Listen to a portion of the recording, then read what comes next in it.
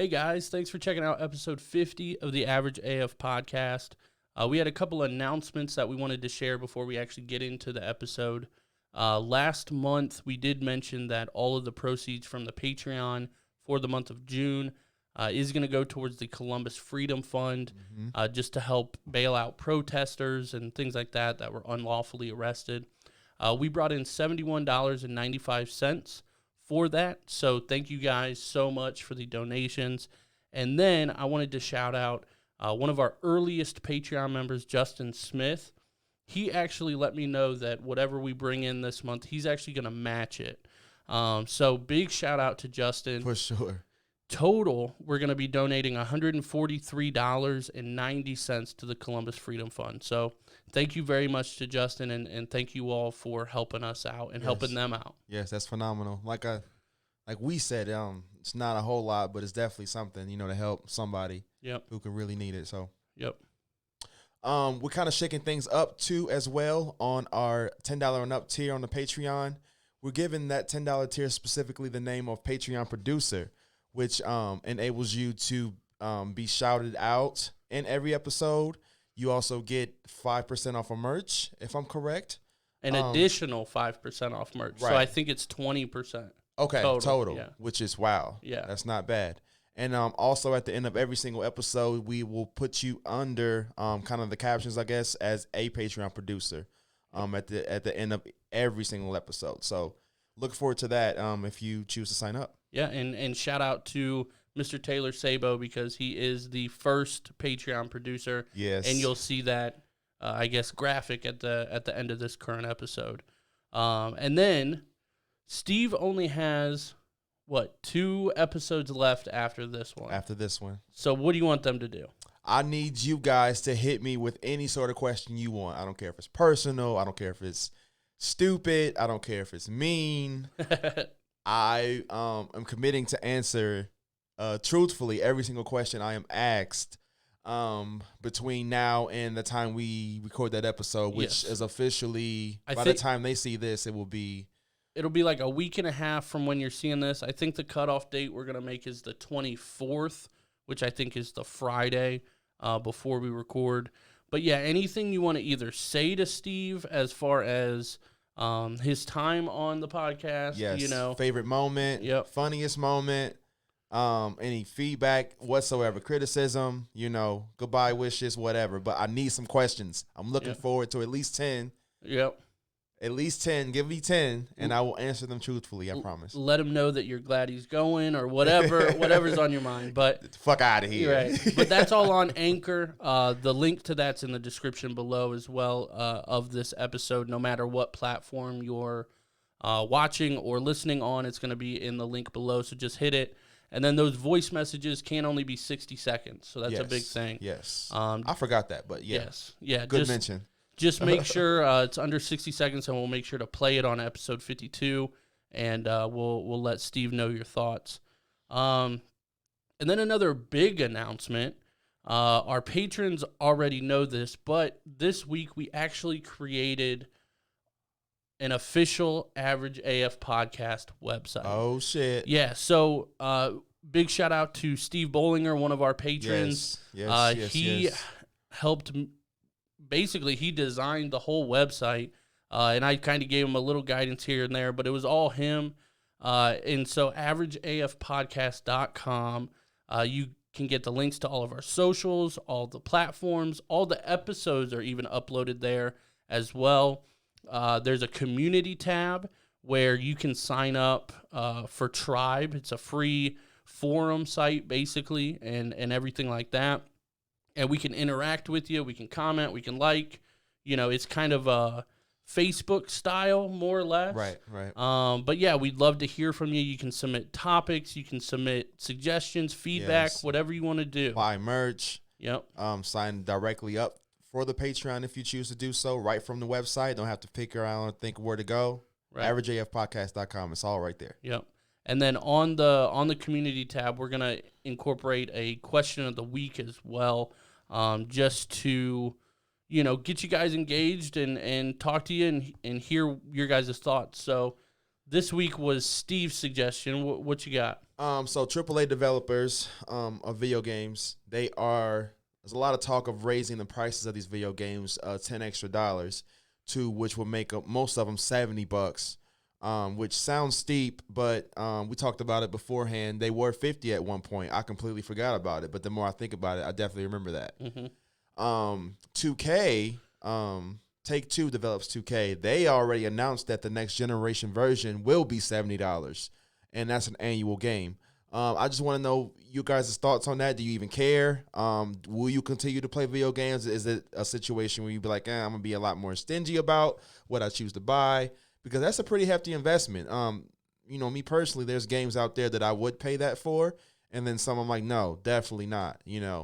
So even though it is just $10, so I just want to know everybody's opinion on that. Yep, and that'll be posted the night before this episode comes out. So if you're hearing this, go to averageafpodcast.com, hit the community tab, and let us know your thoughts on video game prices being upped. Is that going to affect you? Is it not? Do you care? Do you not care? What's your opinions on it? So definitely let us know.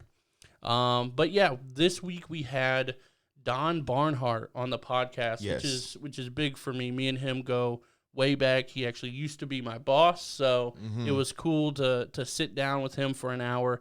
We talked about everything from him basically being a rock star, even though humbly he said he's not, right. but he basically is. Leadership styles, different things like that. So it was a really fun episode, and hope you guys enjoy it. But again, averageafpodcast.com. Definitely leave Steve a voice message on Anchor. That link's below. Please. And hit up the $10 Patreon tier. You'll see that graphic at the end here shouting you out, and we'll give you a verbal shout out on every episode as well. All right.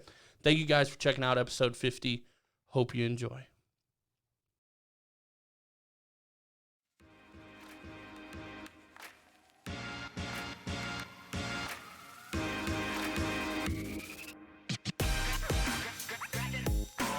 What's up, everybody? This is the Palmer Squares. And you're listening to the Average AF podcast.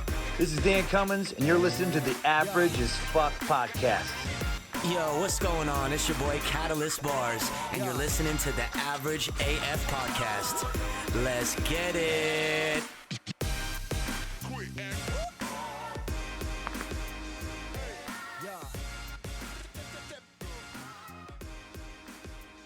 What's up, guys? This is episode 50 of the Average AF podcast. Man, oh man, we made it. Yep, I'm here with Steve, as always, and we do have a very special guest today, Mr. Don Barnhart.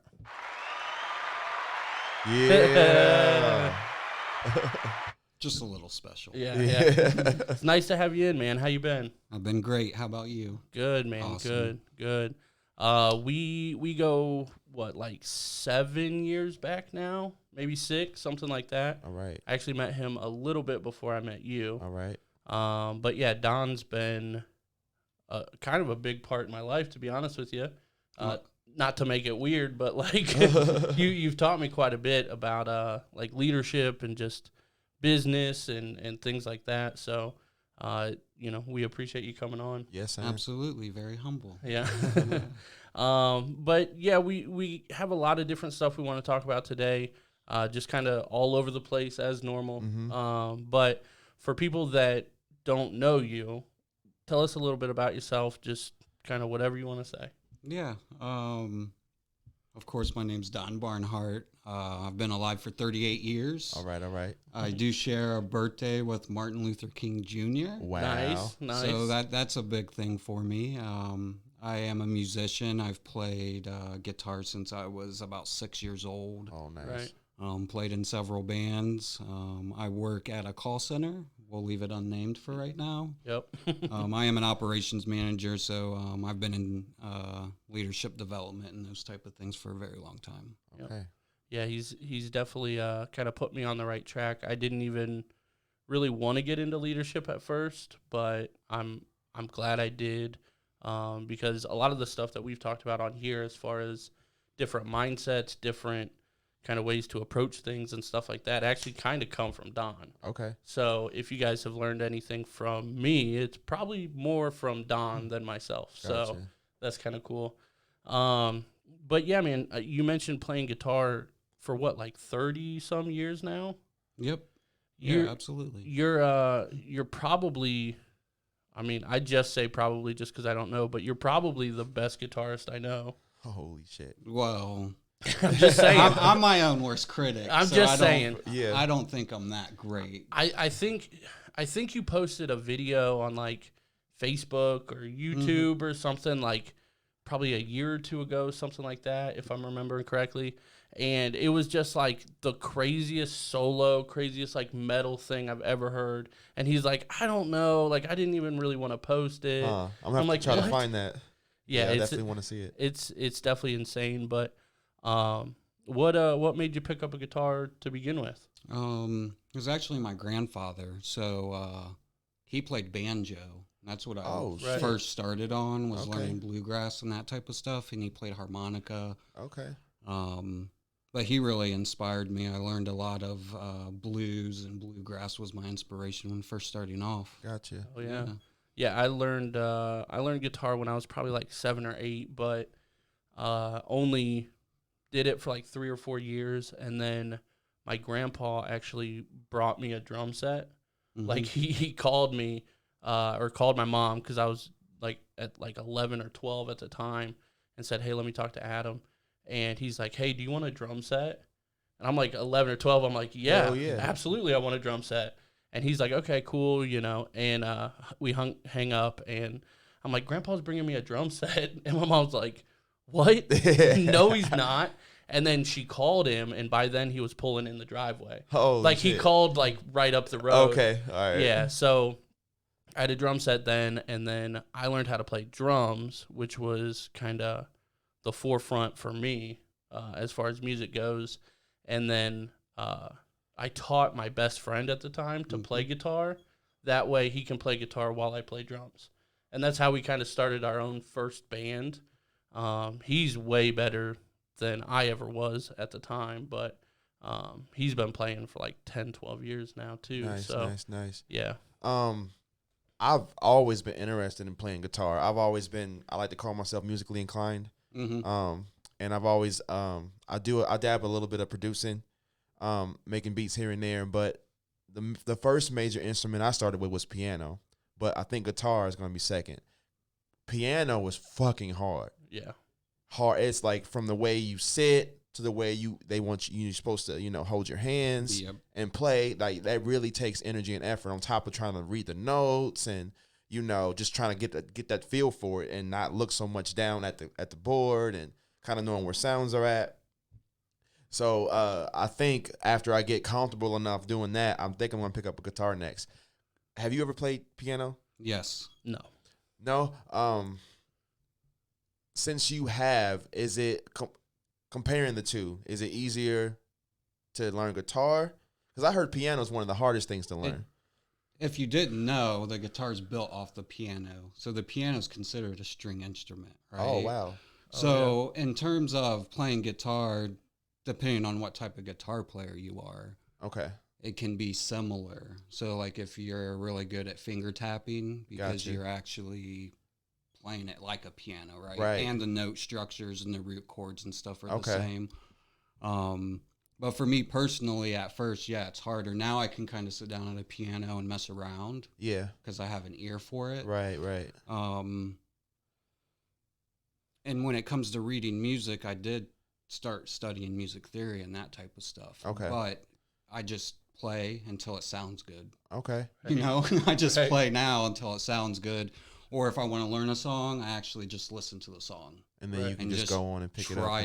Sometimes right away. Sometimes I get frustrated and I'm like, I'll try this later. But I like the sound of the bass guitar the best. It's something about that. That's what I'll probably try to pick it up. I got to hit metronome and see what they got over there. But You're going to try to pick up a bass? Yeah.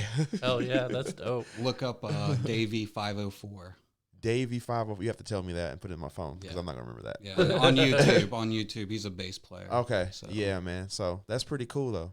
Pretty cool. Yeah, bass definitely gives a completely different style to the whole band depending on what they're doing. They can kind of like lay in the background and not really, do much or whatever, but then you can be like Flea from the Red Hot Chili Peppers and just like kind of take over. So you can do a lot with the bass too. Did you ever pick up any other instruments? Well, on my guitar journey, 6th grade, I ended up doing percussion. Okay. So I joined the band and I did percussion for a couple years. But banjo, I've dabbled around with violin. My grandfather played violin. So on my dad's side, the Barnhart side, he played violin. And then on my mom's side, they all played acoustic guitar.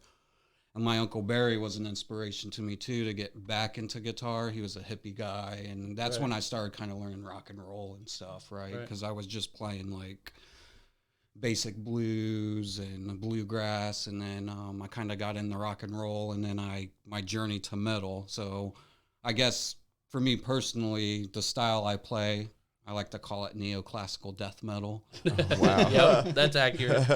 So,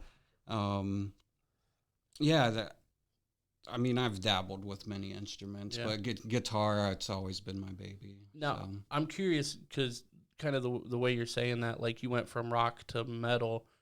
For me, like I went from rock to hip hop, like completely different shift, obviously. But the reason I did that is because like regular kind of alternate rock and like kind of not all classic rock, but kind of classic rocks in there. On guitar and drums, I just like got frustrated because they were playing the easiest shit ever. Yeah. Like, and it was very frustrating for me as like a drummer because if you listen to like, the first thing that comes to mind is Def Leppard, right? I don't know why, but the drums for Def Leppard are like the most basic thing ever. 4/4 count. Right. Yeah. And the whole time I'm like, man, like I'm not saying I'm a better drummer than this guy. Like I'm sure I'm not. But he is not showing me that he's a good drummer in these songs. So it just got really frustrating, and I basically stopped listening to the whole genre itself because I'm like, these are just power chords and like a 4/4 basic drum beat playing either 8th notes or 16th notes on the hi-hat, like super easy stuff to do, like stuff I learned within the first year of knowing drums. So when you lost inspiration with that right, type of music. Right. Yeah. So yeah, with your transition to metal, was it kind of similar where you just kind of wanted to challenge yourself more, or did you just start to really enjoy the music in and of itself? I think just how I grew up, I was an angry kid, right? And I think early 90s, if you grew up in the 90s when it was like Korn, right? Slipknot. Speaking of basses, Korn. But I went to my first concert was a Aerosmith, the Get a Grip tour. Oh, nice. Okay, nice. Familiar with that, but I've been to many shows. But the one that really made an impact on me, and I really started getting in the middle, was Ozfest. Right. So I was at the very first Ozfest, the one where they had riots. Yeah. They tipped over all those show cars. It was like, they had to be $90,000 cars they tipped over because Ozzy couldn't come out and play. But Slipknot was there. That was the first time they played like on a second stage. They weren't big at all. And it just kind of resonated with me. But also, I think during that time, I got into some hip hop stuff too. That was when, I hate to say it, it's like a guilty pleasure, but Limp Bizkit. Okay. I can't hate on Limp Bizkit. The $3 Bill, y'all album, But also I started getting into, I was introduced to Tech Nine and strange music. So there's like angry music in there too, right? So I think just that whole 90s, I was an angry kid. I felt like my parents weren't supportive of me. And that music just still inspires me because in my eyes, when we talk about leadership, at the beginning when you were talking about that, anger is a gift, right? And what I mean by that is having a passion for something, right, and being able to express it. Right. So you don't want to sell out. So. Right. Yeah, I absolutely agree. I was definitely big into Limp Bizkit too, growing up, and I don't know, I just transitioned more into like the lyrical side of things rather than the instruments. Like I said, it just kind of bummed me out, and I got into like metal a little bit, but it was like Job for a Cowboy and like Yeah. Suicide Silence. And like, that was just like a hardcore phase for me. Like, Yeah. it was just a couple years. But then like my dad was, like my dad's favorite bands are like Judas Priest and Iron Maiden and like some Black Sabbath and things like that. And those are very talented groups and they show it. But then like my mom's favorite was like Cher and like Janis Joplin and like things like that. So I just grew up with all different types of music. Did you grow up listening to hip hop or did you like evolve into? Yeah. My dad was strictly hip hop. He played, I want to call it the best way I know how to describe some of the, I can't remember some of the artists though, but like alternative music, every now and then, literally about 5% of his collection though was that. The rest was hip hop. And my mom, she was into R&B, and you know, she liked hip hop too, but like more of the party stuff, the stuff she can get up and dance to. Yeah. So, you know, that was really, you know, so any of these bands you're talking about, I mean, I've heard songs here and there, but I can't really even say I was exposed as a child to any of that. So, Limp Bizkit, I was exposed to them just on that, since we're talking about them. I was a huge WWE fan. So they perform on the, you know, the pay-per-views and stuff sometimes, and then some of the theme songs to the pay-per-views were Limp Bizkit songs. So, you know, and then they had that famous beef with what was really Fred with M. So that, you know, I was into that a little bit because I listened to hip hop so much. So yeah. And I wasn't like Fred Durst was not what drew me to Limp Bizkit. Was Wes Borland, the guitar player. So he was always the odd man out, all painted up. Yeah. You know, a lot of energy on stage. Yeah. So Hell yeah. He was one of those guitars. Also Staind, the early Staind music. They're a little more relaxed now, but they used to be really hardcore. So. I know we talked about it for a second before we started recording, but kind of take us through you being in like bands and like any maybe road stories that you want to share, or like bands you've been in. I think you named like 5 or 6 before we recorded, but as far as like being the closest thing that we know to a rock star. What definitely wasn't a rock star. I thought I was.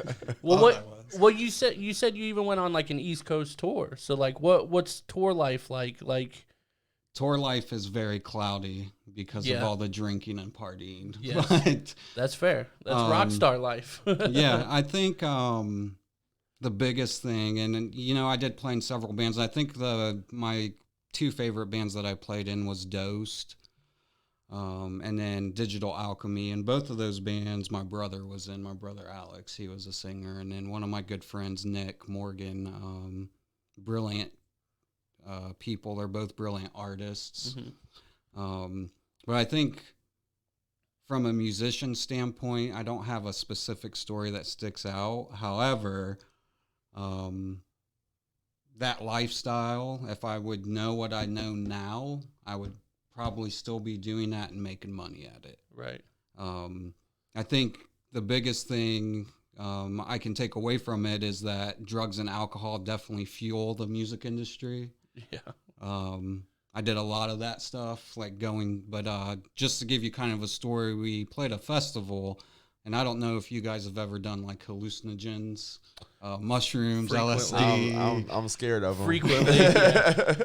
So, we were at a festival, and it was like a hippie festival, right? And we were sitting around a campfire, and they were passing around a jug of wine, right? And we're drinking it, and come to find out, they had dumped a bunch of liquid LSD in there, right? Now, don't get me wrong. I was very experienced, not anymore, but I was very experienced with hallucinogens. It was probably my favorite drug. So, it was very interesting. Colors, it was just crazy. But I think in terms of those experiences, the music life, I wish I could have separated those out.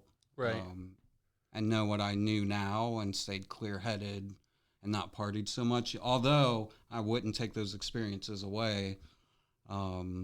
Maybe just be a little more focused on like the goal, basically. Yeah, and being in a band, it's like being married to 5 people, right? Some of you have the same goals, some of you don't, you know. Yeah, that's something I definitely wanted to talk about as you mentioned that. Because, you know, like in hip-hop, that's something I kind of related to. You know, any if you want to call it a band, a few people get together, it's mainly because they all have similar interests and styles as far as what they rap about. With a band, though, is that the case still? Because you normally have like one singer, you got somebody who's playing the piano, you got somebody who's doing this, who's doing that. Is a situation where like, hey, you can do this, you want to join a band, you can do that, you want to join a band, or is it something like, hey, we're all friends, we can all do something or play something, we should start something together? Is it something like that's just kind of puts it, because a lot of bands break up too, you know, or one member leaves and they'll switch him out with somebody else rather than breaking the whole thing up. So can you talk about that kind of dynamic as far as, you know, what goes into making a band and one that is successful, you know, eventually? Yeah, well, I think the bands I was in, it was always the same people, right? So we had a clique. Got you. So it was like me, my brother, Paul Sylvester, which was a drummer, and Nick. Okay. That core group, we always kind of seemed to get back to each other. We kind of gravitate towards each other. But I think the biggest thing that where conflict arises is like what your goal is, your end goal, what your focus is. Like we would get up every day, 5, 6 in the morning. It doesn't matter if we drank all night. We were out there practicing, right? I guess to kind of reel it in, where my commitment was, when I was 19 years old, if you guys are familiar with the robo-signing of mortgages, so I was able to go get a loan, and it was close to $200,000, and we bought a house in Edison, Ohio. Right, this is me expressing my commitment to this, right? So I buy a house that is a mechanic's house, an old mechanic's house. So the garage is bigger than the house, right? It's a 10-car garage. Wow. We convert it into a studio. We soundproof it. Nice. We set up a cheap recording thing, but, you know, I went all out, bought guitars. We had like 2 drum sets in there. We had bass guitars. We had amps. We had everything to tour. However, others didn't want to put that commitment in, you know, they didn't have that commitment. Or to your point, you have a front man, right? Someone that's the face of the band, that speaks, the public relations, all that stuff. Right. And then egos get involved, you know, well, I don't like how you're playing that, you should play it this way. And then creative control and those type of things, you get kind of conflicted with that, right? So that became very frustrating. Or you have things where you're trying to get everyone to invest their own money, because in a business you have to have investors. Right. Sometimes the only investors you have are the people in the band. Right. So like, hey, we need money for X, Y, and Z. Well, I don't have money. Well, I'm going to cover your money. Or I need you to help sell tickets or sell merch, or, you know, whatever it was. People weren't committed. They just wanted to be in the band, right? Right. So the work wasn't there. Gotcha. And that's what was frustrating. It's one of the perks of it, just not really to put in the effort, you know, the behind the scenes stuff that gets you those perks, you know? Oh, yeah. It's the executives. There's the people that aren't working. Do we need to hire a hiring manager? You know, those things I would have done with what I know now, right? You would want to make sure they were bought in, because when you're starting a business, either it be music or anything, you have to have the investment, you have to have the will, the drive, you know, time and energy go into that. And this was all pre-YouTube, right? Oh yeah, right. So actually, there is a YouTube video if you look it up. Dosed Death House. We actually had a team come down from Michigan, and it was early in the YouTube. But we shot a video. Right. I think I've seen it, actually. Yeah, that's a funny story, too, because we didn't know where we were going to shoot the video. We just started driving around in the country, found a abandoned house, right, that was falling apart. we were all drunk. Yep. Right. Our drummer forgot his drumstick. So in the Oh, video, shit. in the video, he has like, we found sticks out in the yard. Right? Oh, But man. how they cut the video, you couldn't really tell. He forgot his throne, so he's sitting on a windowsill. He almost fell out. The sheriff shows up, right? We thought we were in deep shit, and he's like, "Oh no, it's cool. You guys are shooting a video. That's cool." And he went on his way. Okay. Wow. Like, we're all underage, drunk, shooting a video. Right. Um, That's awesome, though. But yeah, I mean, Well, I guess the reason I bring that up is, like, especially now, like, with the video of you playing and stuff like that we talked about earlier, I'm just curious why you don't kind of showcase your talent and put that on YouTube and do, like, even covers of stuff or, like, remixes or however you want to do it. But, you know, just like with your talent, you're going to get a lot of views and a lot of, I mean, potentially money coming in off of just like a YouTube channel. I'm just curious why you never thought about doing that, or if you've thought about doing that. no, I have, and I think there's a lot of things that go into that. Like, it sounds so easy, right? Well, like, right. I can just play a guitar and get all these views and make money. However, like, some of the stuff you're seeing me play are cover songs. So then, you know, someone already owns the rights to that music, right? Right. So what do I have to do? Now am I going to have to write my own drum beats? Right. You That's know, true. do those type of things. You know, it's something I have thought about, but I guess my main focus is like on my family and stuff. So, Right. and the job I work requires a lot of my time. So any downtime that I do have, I'm either trying to relax, drink some beers or something, or just kind of spend Right. time with my family. Yeah, I mean that definitely makes sense. Yeah. I guess I could kind of say that about like podcasting too. Like a lot of people, and I've been thinking about this the last couple of days. Like a lot of people just think that we record it and post it, and like there's way more that goes into it. There's finding the right software, the right equipment, you know, the social media, just like all that kind of stuff. And you know, a YouTube channel for music or, you know, guitar or whatever, it is gonna take a lot more than just record and post, I guess. Yeah. Yeah, you're absolutely right there. And not to be awkward about it, you know, like, Right. or, you know, you're going to mess up the song. Like when you see these people, like if you look at one of my videos, I had to play that more than once. Right. Right. Because I'm going to look at it and be like, that wasn't good. Just like when you're recording an album or anything. Right. It takes a lot of time, and I don't like the attention Well, with right. it. I used to like it, Yeah. but a lot of the stuff that I do in those videos are basic things. A lot of people don't view it that way, but I do, and that's Right. you know, that's kind of why I don't like to show my face, and it's just like you'll get a clip once a year, Right. or once every 2 years. Oh, here's Don playing guitar. Right. You're not really going to see me play guitar unless you ask me, like you're at my house, or I used to take my acoustic and all that stuff with me a long time ago, but now it's just kind of like a personal thing for me. I just play, like, you know, just to play. It's Right. not for anyone else. It's not to make money. It's just... Right. It definitely makes sense too. Yeah, I don't know. Do you have any questions for Don that you can think of? So you said you've been in 5 or 6 different groups, but same members. You just changed the name. Yeah, well, Or- there's a core group, so Okay. All right. and within that, sometimes all 4 of them were in it, sometimes a couple of them were in it, and there were many projects going on at once, right? Because certain bands had a certain kind of sound, I guess, just because of the people that were involved in it. Like with Yeah. Digital Alchemy, it was more, we had some electronic stuff and samples Okay, playing, gotcha. you know, kind of industrial, I guess, if you know 9 Inch Nails and that type Right. of stuff.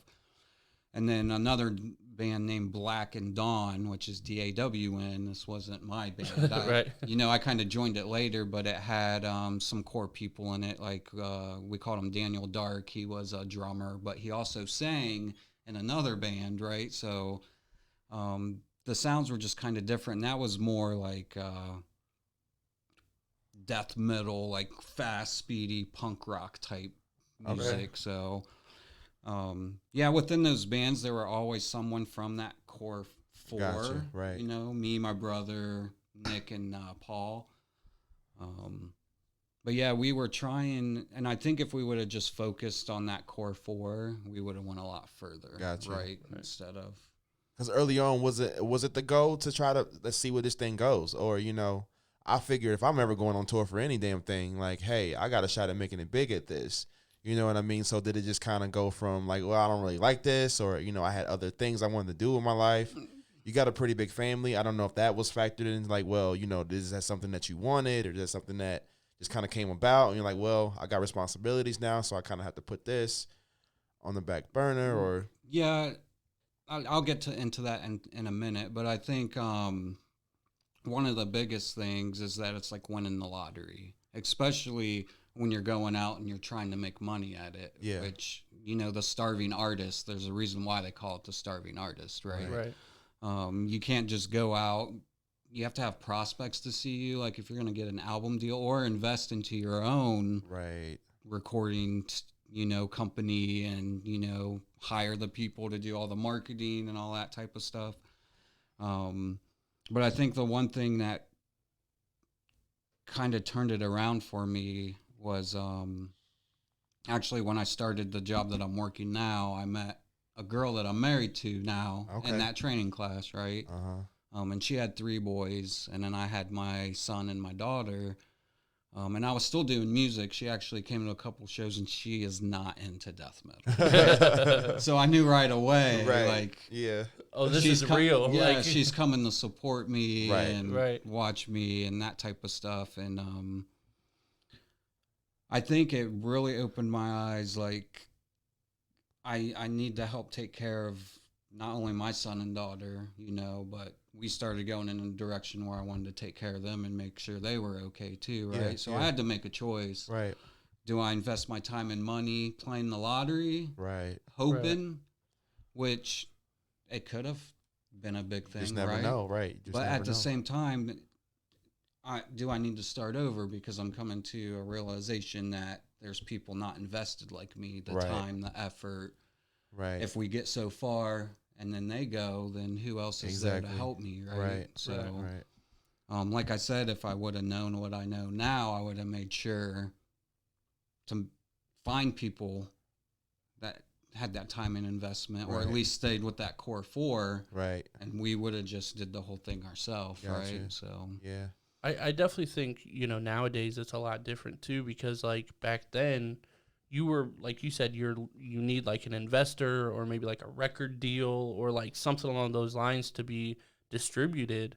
And literally now you can just create something on your computer and upload it and put it wherever you need to, and just say, hey, go buy my stuff. And, like bandcamp.com is a big one, SoundCloud, kind of things like that. And maybe even YouTube to get ad revenue or whatever. But that's the big difference between now and when this was going on, is like you had a lot of, like, I guess you didn't really have that many opportunities too much. Like, you had your willpower and like what you were willing to put into it, and then, like you said, just kind of hoping somebody comes along to invest or give you a deal or something like that. So yeah, and it's not cookie cutter. So if you're playing one venue, that venue may require you, and the Alrosa Villa would be one. If you guys are familiar with the Alrosa, that's where Pantera's Dimebag Darrell was shot from Pantera. Oh, right. But if you played at that venue, you had to sell a certain amount of tickets to get your spot in the opening, right? So you would be either the first, second, or third opener, and you always wanted to be that third opener right before the big band, because that's when the crowd was coming in, right? Right. So you weren't getting any cut of the door, right? You weren't getting any alcohol sales or any of that stuff, but you were out there pretty much promoting yourself and the headlining band. Right. Now, we would travel up to Columbus to the Ticketmaster building, right? And they would give us, 200 tickets to sell.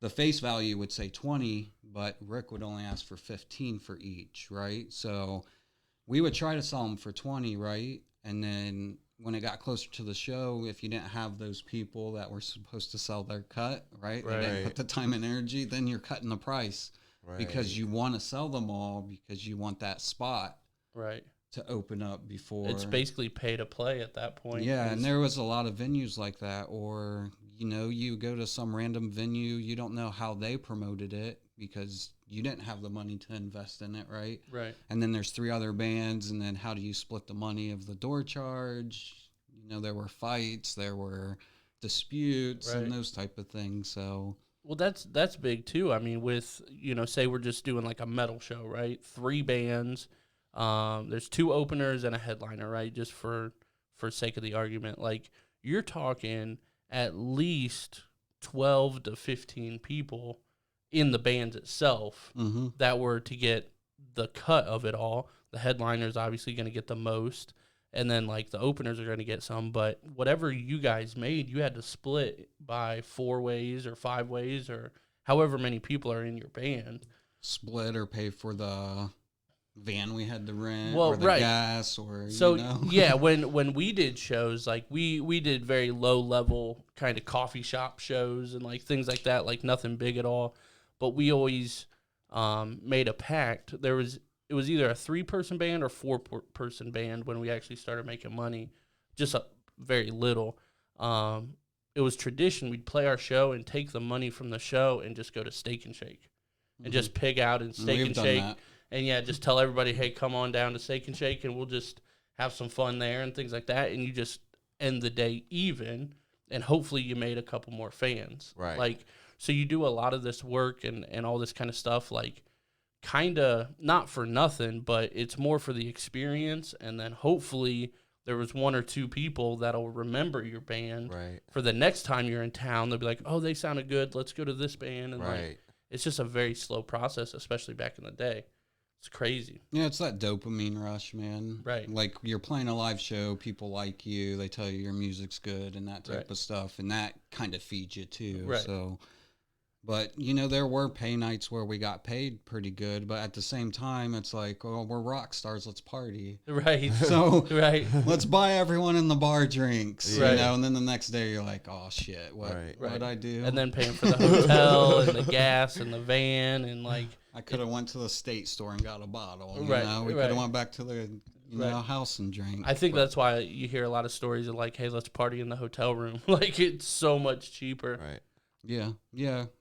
Or those big bands, you know they can trash the hotel room because they have the extra insurance or they have sponsors. And Yeah, you mentioned like the dopamine rush. Like I could never be a front man, like at all. The only reason I was able to play these live shows is because I was the drummer in the very back. Like nobody's looking at me. Right. Everybody's looking at the front 3 people or whatever. And I remember, I think it was before we were starting recorded, we talked about the lock-in that we played just like at a church, like making no money or whatever. But the like where they had their drum set, I was in the front. And, like, everybody else was kind of beside me, but, like, back a little bit. Damn. And I was like, I do not like this. Were you up on a riser? Yep. Yeah, it was terrible. Because, like, everybody's looking at me, and it was the worst thing. Like, I come off the stage, like, drenched in sweat because I'm nervous and the lights and, like, all that kind of stuff. So I could definitely imagine how it feels at like bigger shows. You played like festivals and I mean, they're big enough shows to where you did at least some sort of small tour. You know what I mean? So that had to be crazy to play in front of those people. Do you know how big of a crowd was like the biggest you play for? I would say probably between 600 and 800 people. Wow. Nice. It was either probably the Alrosa or the Agora in Cleveland. Right. It's kind of blurry, to be honest with you, but it was either we played like a Cannibal Corpse show, or a Mushroom Head show. We play with Mushroom Head quite a bit, so we did like Christmas shows and Halloween shows with them. And a lot of times those were at the Alrosa. I was talking the extra work you have to put in to sell tickets. So you're almost paying to play, but you do have an opportunity if everyone would pitch in. But yeah, I would say probably close between that range, 500-800 people. Right. That's crazy. I think our biggest was like a Battle of the Bands in Cleveland, and I think there was like 120, and we were like, this is crazy. Like, And then festivals, there were probably a lot more people at festivals like that, but I think it's up in front and personal when you're in a small club. Right. There's not security. There's people on stage jumping off the stage, that type of stuff. So the festivals, probably about the same amount of people, but I did enjoy playing clubs better. Yeah, clubs were definitely the best. Have you ever heard of a local band called Artillery Breath? They were from Belleville. It's not ringing a bell. And then like kind of moved to Columbus. If Tommy's listening to this, he's gonna be so psyched that I just mentioned Artillery Breath. But they're his buddies from Belleville, but they were like good enough to be famous, man. Like they were so talented, but they only played the club shows. So it's very close. It's very intimate. Like, you're from me to you to the guitarist and, the lead singer and stuff. And those shows were the best, like even better than any of the, big bands I've been through, shows for, or rappers or whatever. Like the close, intimate shows are amazing. They're definitely fantastic. Have you ever been to a show in like a small place, like a small club? No. I think the closest thing I ever been to that was you with the Palmer Squares. Oh yeah, in Chicago and all that. Right. I've never really, I don't go to those things, obviously without other people. But right. You're the only person that's really ever invited me to do something like that. Yeah. So I wish you could have went to an Artillery Breath show, because it's always me, Tommy, Jordan, and then like our buddy Braxton and sometimes Scott, which these guys are all bigger than me, like Tommy's size. And then there's Jordan, and Jordan's trying to like pick fights because he's probably your size, like, and everybody else around him's just like. Is that after he gets a couple drinks in him? Yeah, it depends. It depends on the day. Like sometimes he just wants to fight. And is he Irish? No, I don't. Well, I don't think so. But it's just. Yeah, because he had like 5 massive dudes around him, and he'd just like fuck with people and like, all right, let's fight. And then like me and Tommy and everybody would just be behind Jordan, and he's like, okay, let's go. And they're like, right, dude, thanks, Jordan. Right. Yeah. So he was skinny white Jordan. That's what we called him for those times. But did you have any like crazy like fight stories or anything like that happened? I don't think fight wise. Like I said, a lot of it's blurry, but right. I think just traveling around is just an experience in its own, and right. The different cultures and groups that you meet, and it's just a lot of drug use. right. Do you like playing here best, like around areas and people or did you have like a specific city you like? Yeah, I really enjoyed playing there, or the people there were fucking amazing, or something like that. I always enjoyed playing Now Rosa, just because it was a core group of people that always came, and you kind of built relationships there. Yeah, that's always nice. But I think my favorite city, like overall, like if you're familiar with the Scarlet and Gray, we've played there. That's on High Street. I've heard of it, yeah. And it just felt good. Once you start getting outside the core group, there's some criticism sometimes, like, oh, you suck, and like while you're playing, it's not always everyone clapping and stuff, right? So, that would kind of drag you down, cause you to drink a little bit more that night. Right. No, it always felt good to play locally and around the surrounding area in Ohio, because, you knew the people that were there generally liked you and enjoyed your music. Right. Yeah, it's got to always help, I'm sure. See, I was the opposite. I liked going other places because nobody knew us.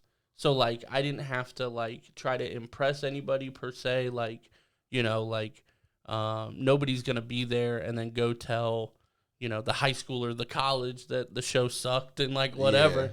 because we're up in Cleveland, nobody knows us. Right. So I found that easier, but yeah, I guess playing in front of a group of people that enjoys your stuff would probably make it even easier. Mm-hmm. I don't know if we ever It got made it more enjoyable. Right. And like I said before, we didn't really have a plan.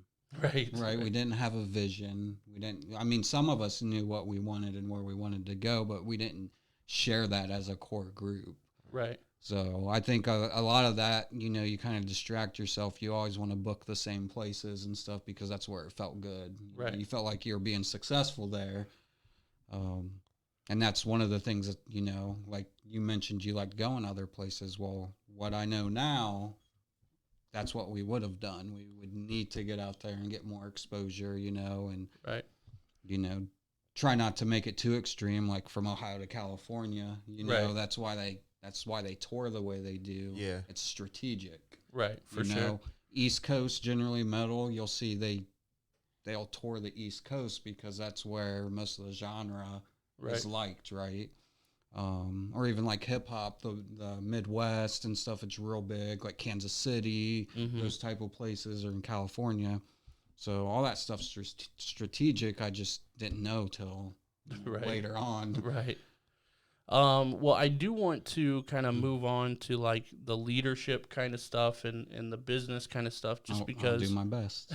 just because like I said, you've taught me a lot and you've opened, my eyes quite a bit, as far as how to approach things and maybe how to, really just be a good leader and not somebody that like people grow to hate out of. You want your team to respect you and and things like that. Like I always say the job that I had a couple years ago, after we worked together, that job in leadership was very yell first, ask questions later.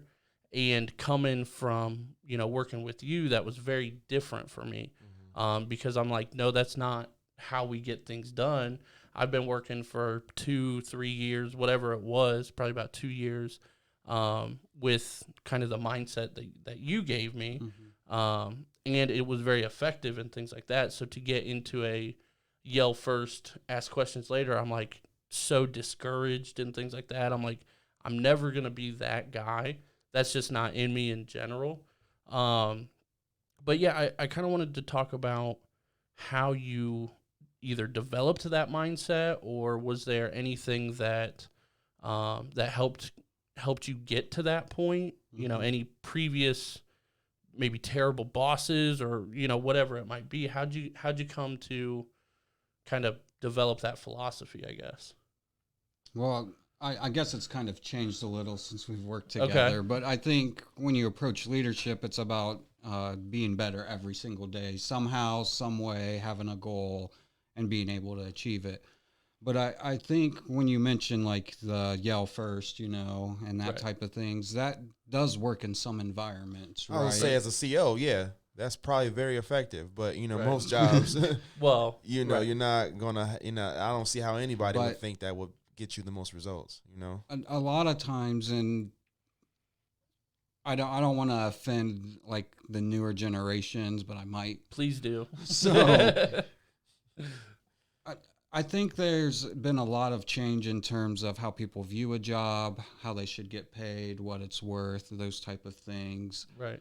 And I think there has to be, I do agree with some of it. I think there's essential workers and stuff that need to be paid a certain wage and those type of things. But I think when you approach leadership, any job you work, you need to put effort in, right? You're making a commitment to a company, right? And you're making that commitment. And I think in terms of, kind of what we used to do, like the growth mindset, and ask you questions, what do you think you should do? And let you... I used to get so frustrated with you about that. Go. But it's to let you... It's good, though. Self-discover and not be afraid to fail at things. So you shouldn't be afraid to make a decision or take a risk in life, at your job or anything. But also you have to weigh your risks out. Is the choice worth it, right? So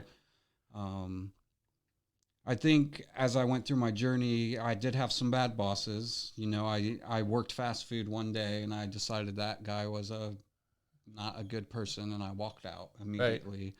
When I worked at a company called Calltech, they're not called Calltech anymore. Teleperformance bought them out. I worked there for 4 years. And I guess just from life experiences and, getting into sports, because leadership in sports is about failing and learning from failure and putting effort in, because you're not going to tell your team like, oh, take 90 days off. We'll see you, on opening day, right? They're going to be winded when they get out there running and all that type of stuff. But I think in terms of the new generation understanding, putting in effort in a job and understanding a growth mindset. Yes, corporate America is corporate America, but what are you doing right now to help change that, right? Are you just going to bitch and whine about it and quit your job, or are you going to place yourself strategically in executive positions to make those changes, right? It's just like voting, right? Who are we going to vote for president this year?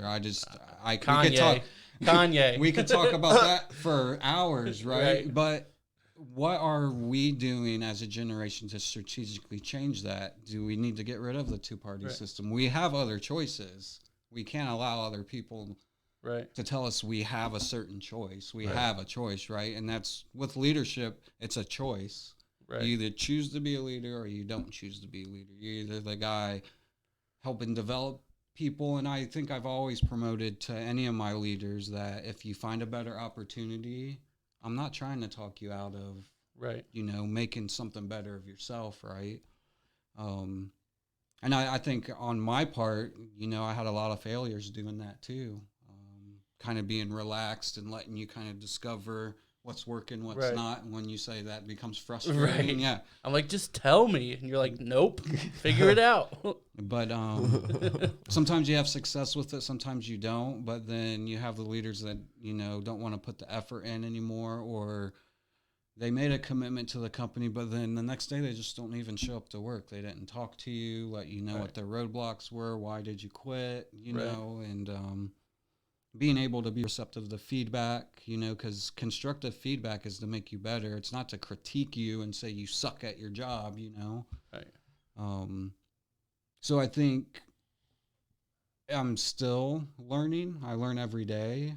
I'm not a perfect leader. I don't think I'll ever be a perfect leader, but I go in every day with a plan, and my plan is to be successful in something, even if it's a little thing and I messed up all the bad things, right? Like these big, and I've learned, you can make a $5,000 mistake. It's okay. But when you make a $50,000 mistake, it's it's a little bit bigger of a deal. It's a little bit bigger of a deal. But I think one of my biggest mentors, and these are people that maybe even influenced me not to be the way they were being, right? And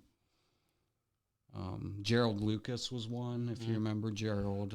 He really got me into the growth mindset and understanding how chemistry works and dopamine and, recognizing people. They get those little reward mechanisms. But I think my worry, especially with my kids and the generation growing up, is they don't want to put the effort in to make the change. They just want the change to happen. And it's hard, like when we were talking about being in a band, you can't be the sole person. We need like-minded people going into those positions and helping bring those changes. So, That's very interesting you say that, because where I work, I took up a leadership position there, probably a little over 2 years ago now. And, I was, I guess I don't know how to say that. I was in the spot, like my immediate supervisor, I took that spot over because he left the company, right? So I was one of the people that I used to I'm one of the people that seen, these little things that these people were doing wrong. It's kind of like, damn, if I was in this position, I would do that. That's all you had to do. This shit's easy. So when the opportunity came, I knew it was going to be big. I knew it was going to be hard. But I was going to be like, I'm going to be the change. I'm going to be the one that shows these other managers like, hey, you don't have to act like this to get results. You know what I mean? And then, but when I got into the position and I tried it, my management style was working, I think, on my team, but it was the other people. It's the culture. Exactly. Like the other people that were on my level didn't see things the way I seen it, so it kind of didn't matter. Like, if that makes sense to you. No, it doesn't. And it's very discouraging. You know what I mean? Like, and you know, I thought, like, how do you approach these people who've been here for years? I want to say they're stuck in their ways, maybe not. But you know, a lot of it, you just feel like there's no point of trying to reason with them or be like, hey, you know, maybe you should try this, you know, especially because some of these people are really my superiors. So, you know, that intimidation factor in and of itself of trying to go to somebody that's your superior and give them advice, you know what I mean? You just tend to keep it to yourself, you know, and that's what when I stepped down from it, I just realized how much of a monster that really is, you know, but I think what you said, you know, and with the younger generation, you know, we have to somehow get them to realize, like, yeah, it's not going to be easy, but don't necessarily stop doing something that you're doing because of the management sucking. It's not going to change unless you get in there and change it. So yeah, it's hard, and it's culture. It's that change wheel, and I call it mediocrity, right? They're comfortable in their position, and you should go in every day and get out of your comfort zone. Yeah. Whatever you're afraid of doing, that person, that manager you wanted to talk to. Dude, there were so many things I like after I got out of it for a few months and looked back on what I was doing. Like, there was so much I could have done to help, you know what I mean, the situation. Like, speak up. Like, even if it is my superior, if I know it's wrong and I've seen, like, a better way, like, who are they to tell me that, you know, oh, your opinion doesn't matter? Like, you below me in the company. So, you know what I mean? That title thing. Yeah, exactly. That's a big thing. You should treat, I can't remember who said it, but you should treat the janitor just the same way as you're going to treat the CEO. Right. Listen, absorb, give feedback, that type of stuff. But yeah, man, it's hard. It's and then some things I even said to people, and, you know, they're in your face. They're like, yeah, I wholeheartedly agree. And, you know, you think you got somewhere with them, and then a couple weeks later you realize, no, you didn't.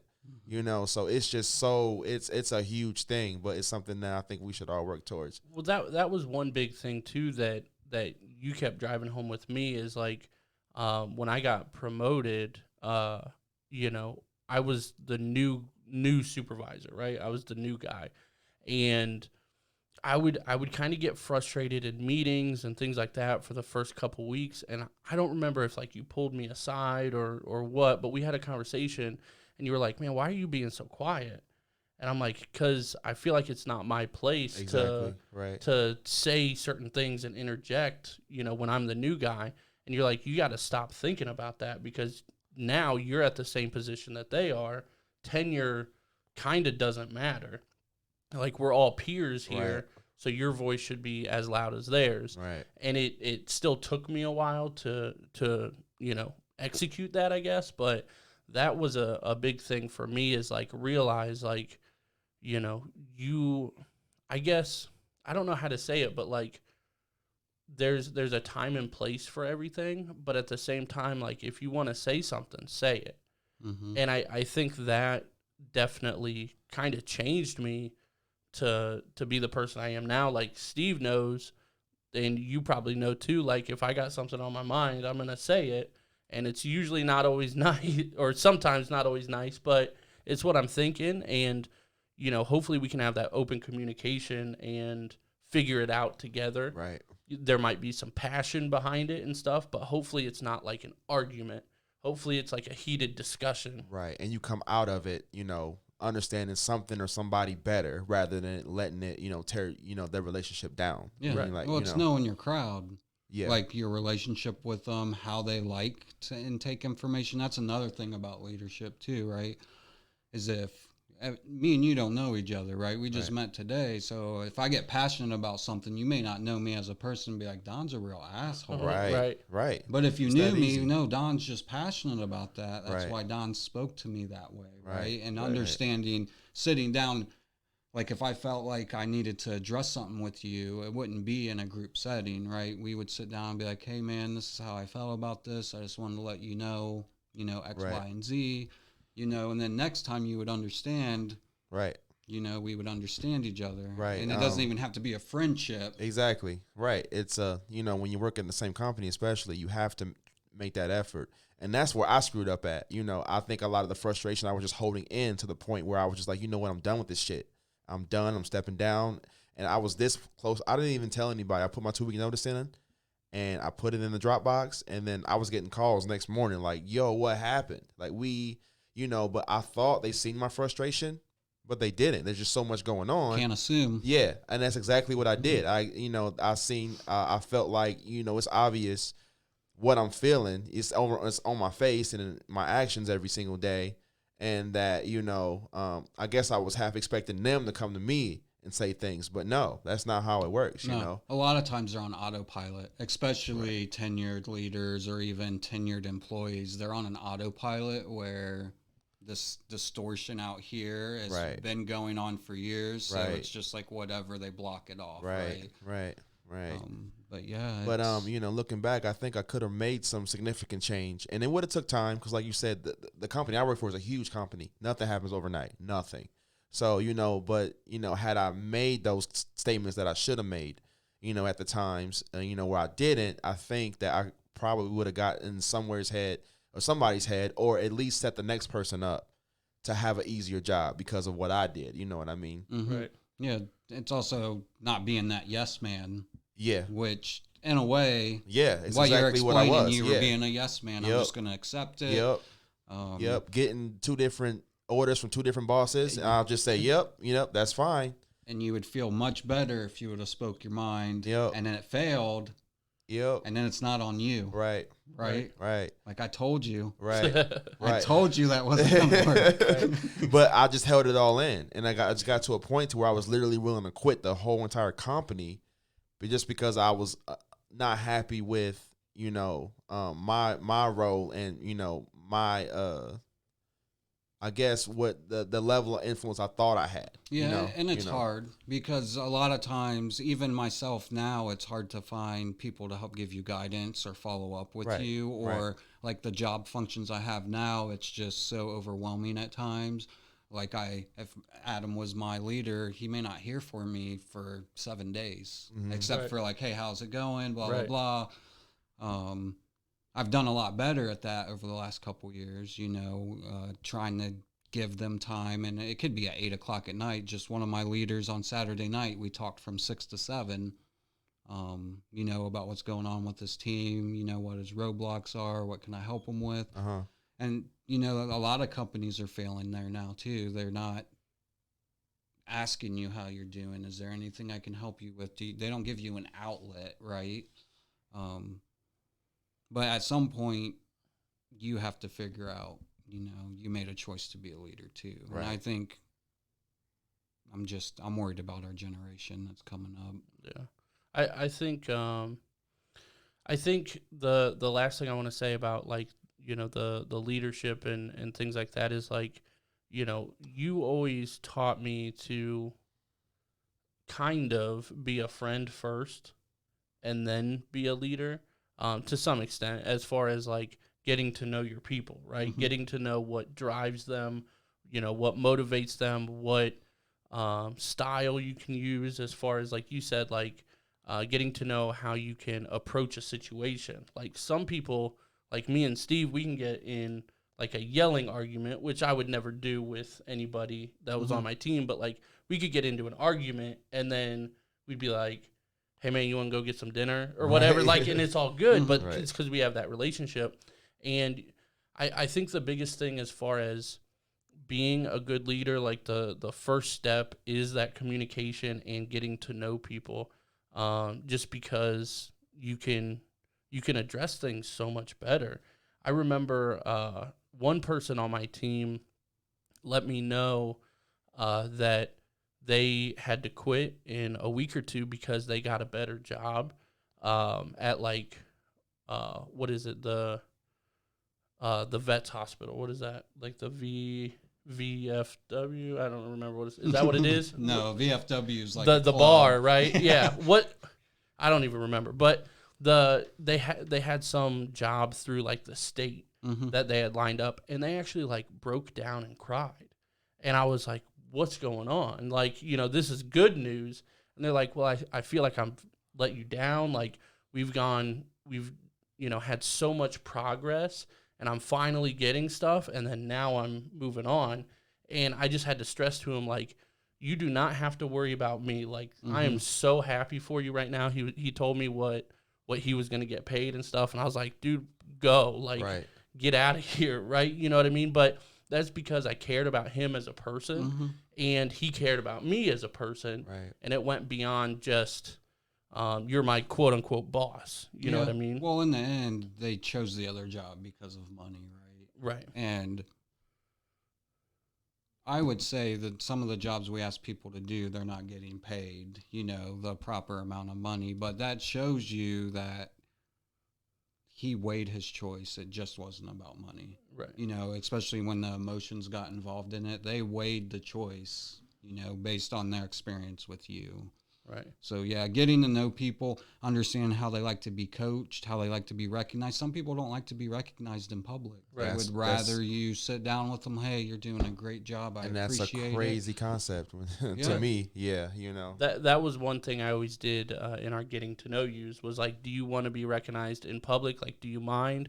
Because sometimes, like, I get kind of goofy and I just start yelling, like, so-and-so had a perfect call, like, just kind of being weird. But I know for some people you can't do that. So it's just coming down to... Yeah, they would quit the next day. right. You embarrassed me in front of the whole team. right. But any last questions you have for Don or anything like that? No, man. I was quiet the first half because I'm taking in a lot, learning about, you know, a whole different, like we did with the cosplay with Erica, you know, just a whole different... I seen a little bit of that. Yeah, the big lion head. Yeah, right. Yeah, that's a whole different world to me, man. So I'm glad you came on and, you know, opened up about your experience of being in the band, you know, because I don't know anything about it, you know. So I appreciate that for sure. Yeah, I appreciate you guys bringing me on. Yeah, hopefully I wasn't too awkward. I was kind of upset you didn't tag me in the anime thing. Oh, yeah, I should have. I apologize about that. Yeah, I got a big Goku tattooed on my back. It's awesome. Yeah, wow. It is fantastic. Okay. But yeah, we appreciate you coming on. But yeah, guys, if you've watched this far or listened this far, please subscribe. We're just trying to build our YouTube channel. We did actually just create a website last week. So visit us at averageafpodcast.com. It's so weird to say. Yes. That's awesome, though. But it's a phenomenal site, though. I'm sure anybody who visits will have a, you know, whatever time they spend on there, it will be, you know, well spent. Right. There's all our links to everything, the socials, YouTube, Patreon, all that kind of stuff. Check out our community tab, because in there you can sign up to Tribe. It takes like 10 seconds to sign up, but we can actually interact with you on the forums, and you can create discussions. You can let us know what you want us to talk about, things like that. Post memes, post GIFs, whatever you want to do. It's just a community with us and our fans. So definitely check it out. But thank you, Don, so much for coming on. And everybody, have a good night. We out.